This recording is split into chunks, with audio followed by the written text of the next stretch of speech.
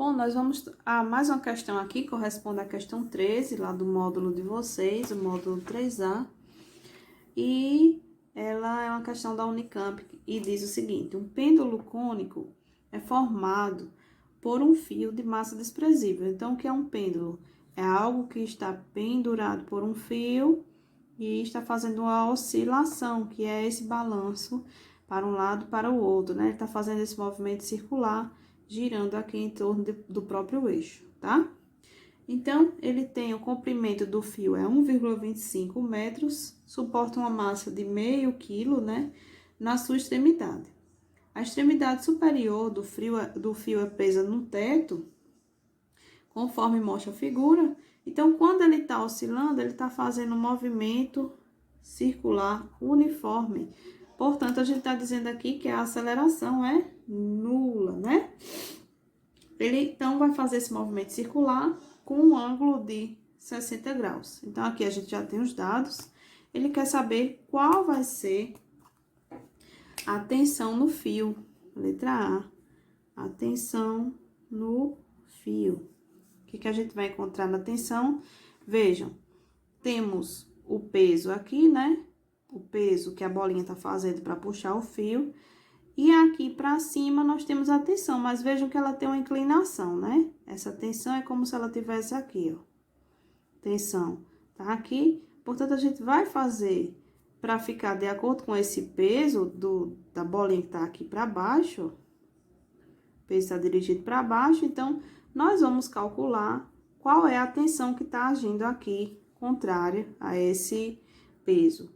Se você pegar a tensão que tá aqui, o ângulo, e colocar aqui um T de Y, e fechando aqui um T de X, nós vamos ter o seguinte, que o seno não vai ser, né? Para pegar esse TY, que é justamente o que vai resultar disso aqui, né? T de Y, com essa bolinha, para fazer o equilíbrio entre a tensão e o peso. Então, vamos fazer que T de Y nada mais é do que T vezes seno, não é, né? Cosseno de teta, beleza? Então, para equilibrar isso aqui, ó, força resultante, que é as forças que estão agindo nesse movimento, né? Vão ser dadas por quem? Tensão menos o peso, né? Isso que estão contrárias. Tensão menos o peso, ok? Então, a partir disso, se o movimento é uniforme, movimento circular uniforme, a aceleração é nula, portanto, a força resultante também será nula. Portanto, a gente vai ter que a tensão vai ser igual ao peso, não é isso? E aí, quem é essa tensão? É T cosseno de teta, né? Seria a T de Y, que tá equilibrando com esse peso, né? Seria essa T de Y, igual a força peso, que é massa vezes a gravidade. Então, a tensão vai ser M vezes G sobre o cosseno do ângulo θ. Aqui é só substituir os valores. Massa é 0,5, gravidade 10, cosseno de 60, ele deu que era 0,5. Portanto, a tensão também será de 10 newtons. Na letra B, nós vamos ter qual é a velocidade, letra B, qual é a velocidade angular da massa. Velocidade angular. Vejam, para a gente ver a velocidade angular, nós vamos ver para onde está sendo o movimento. Está sendo esse movimento circular aqui, ó, na horizontal, né? Então, essa bolinha, ela tá sofrendo uma aceleração para cá, né? E aqui, devido à força de aceleração centrípeta, E aqui ele vai ter uma força voltada para cá, ó, que seria onde vai fechar esse triângulozinho aqui da força de tensão, né? Como a força de tensão tá inclinada, então a gente vai decompor ela numa TX e TY. Eu posso colocar essa TX aqui agindo na bolinha, né? Que ela se espalha até a bola. Então, se o movimento é uniforme, então eu posso igualar TX igual a força centrípeta, ok? Então, aqui nós vamos ter o quê? Se caso essa força centrípeta é aquela que está fazendo de acordo, a força de acordo com a aceleração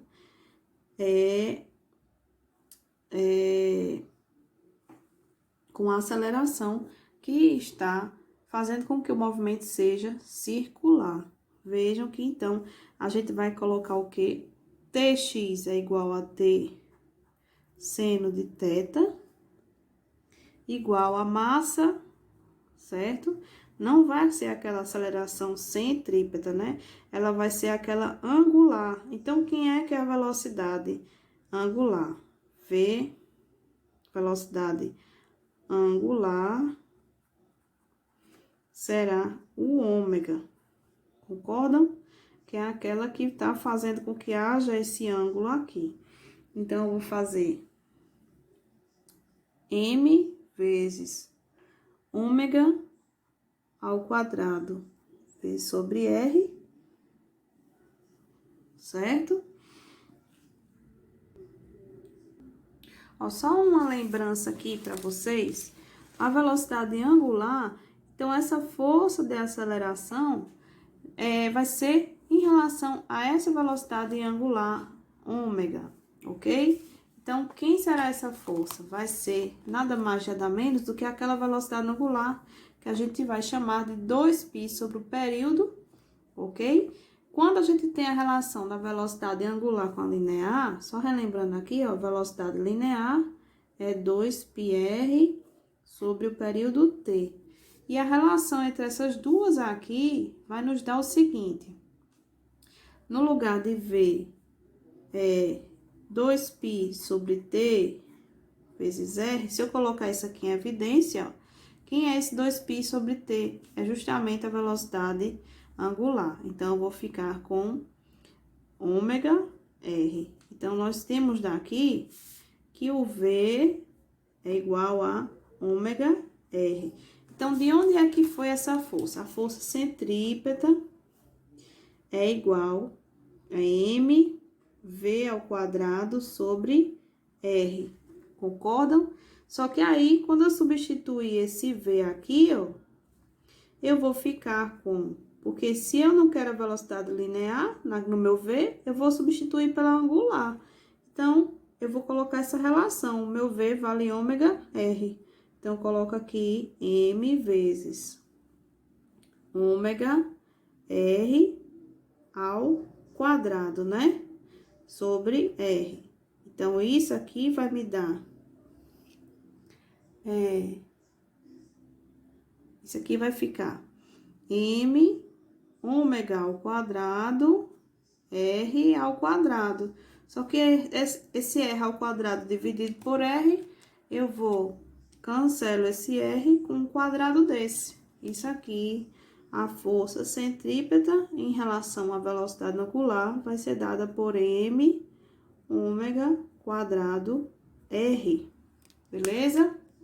Então, essa relação é justamente a que está oposta aqui à força de tração na direção x, que é T seno θ, ok?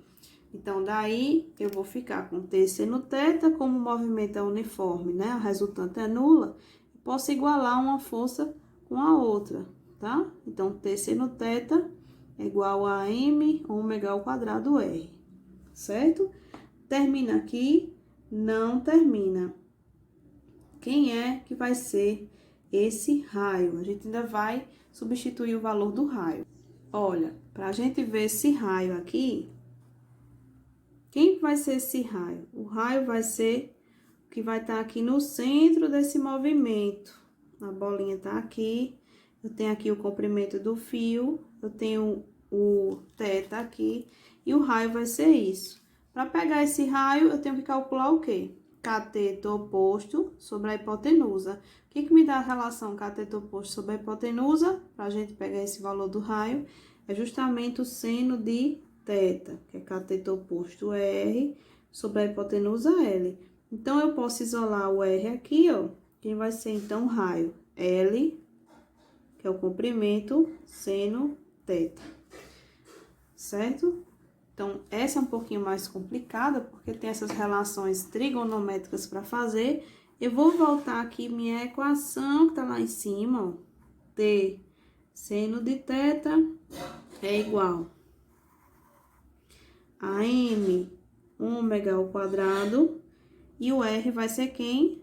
L seno de θ. Então, nessa altura do campeonato, você nem lembra mais o que estava calculando, né? Lembra aquele que é o quê? O ômega. Então, a gente vai colocar esse ômega ao quadrado agora em evidência, tá? Vou passar esse termo todo para cá, esse termo todo para cá. Vocês vão ver que no final vai ficar simples. Vou ficar com m ômega ao quadrado, m, L, coloquei o ômega em evidência, tá, gente? Seno de θ é igual a T seno θ.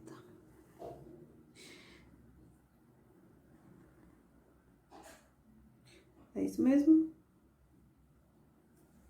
É. Então, aqui eu vou ficar com o quê?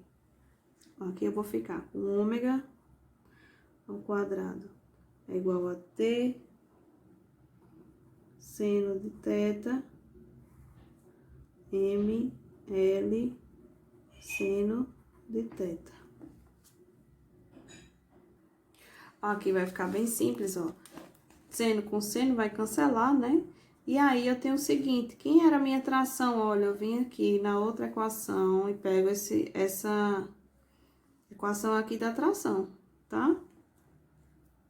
A tração vai ser igual a mg sobre cosseno de θ, e aqui embaixo vai ter o A do M vezes o L, né? Então, agora a gente vai cancelar o quê? Tudo isso que eu tô fazendo para cancelar essa massa.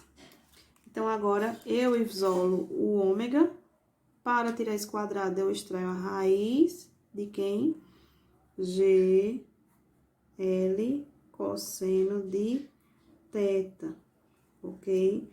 E agora vai ficar simples, porque eu venho aqui substituir os meus valores.